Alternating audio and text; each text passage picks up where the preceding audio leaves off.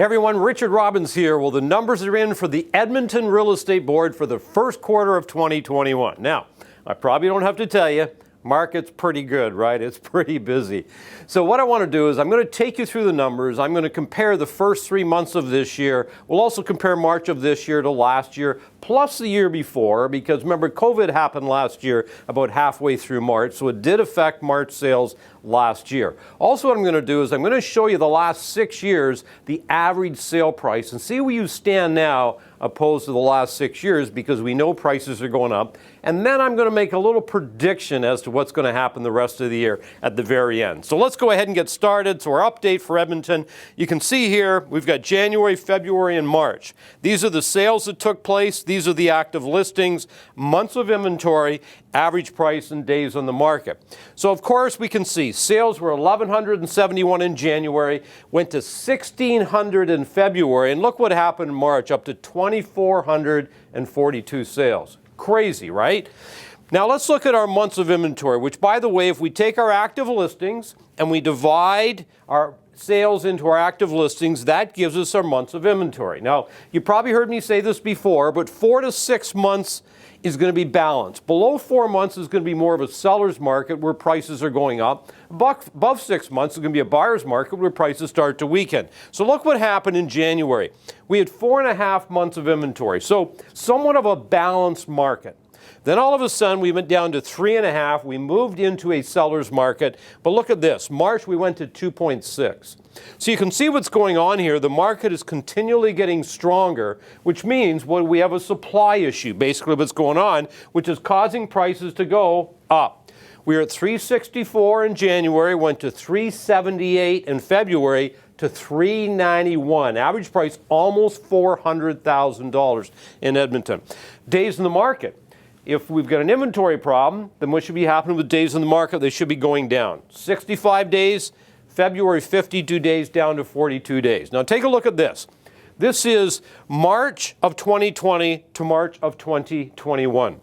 So if you look at this, we did 3,000 sales. Now again, the second half of March was affected by COVID, but we did 5,213, which is up by 72%. Massive number. And then of course, last March average price was 348. We're now at 378, which is $30,000 higher.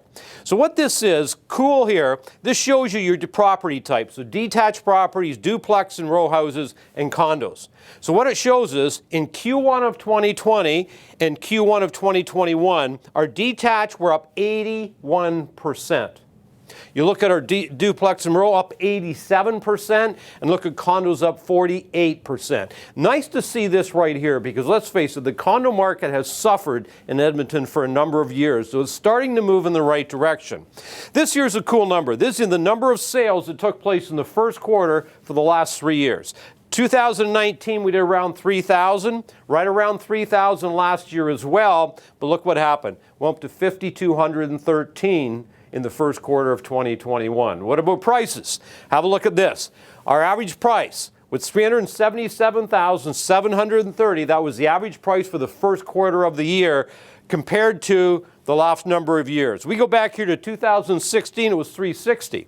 Then it went to 363, 369 in 2018, and then what happened? Down to 350, 348. We're at the highest that we've been in the last 6 years. So let's just say, market is very good. Here's what's going on generally speaking. Number one, you're getting a lot of multiple offer situations. House hit the market, right? You're going to have multiple offers. You might have 8 offers. You got 1 winner. You got 7 losers. Makes it very, very hard for buyers right now. Probably in a lot of cases, you got to go in unconditional. I know that's difficult. I know it's difficult as working with buyers. But again, on the other hand, it's also difficult when you're listing a home, because you got to make sure you price right. Because let's face it, generally speaking, you probably can't underprice a house right now, but you sure as hell you still can overprice a house. You know what I mean? So as a listing agent, you got to be very aware of that. What's going to happen the rest of this year? Well, I am hopeful it's going to slow down just a little bit. Now, what do I mean by that? You might go, well, why do you want a market to slow down? Because what is going on right now, in my estimation, is unsustainable. You can't have, this going on in a market for a long period of time, because prices are going to rise too fast, obviously causes inflation. What I'm hoping is the market will just slow down a little. And I want it to stay a seller's market, and I think it will remain a seller's market for the rest of the year. I think interest rates are going to remain very low. Obviously, that's going to help. A lot of people saying, well, immigration was why our market was going up before. We haven't had a lot of immigration in the last 12 months. Market's still hot. It's purely supply and demand. Not enough supply and too much demand. What we would like to see happen is it slow down a little bit.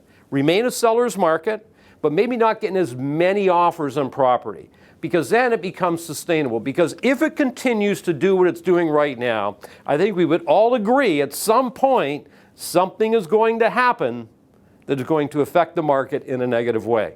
People talking about the bubble. I think if it just slows down a little bit, which I do think it will, I do think the next 3 to 6 months we're going to see it die off just a little. It'll remain very, very strong, which means it remains sustainable. And you know what we all want?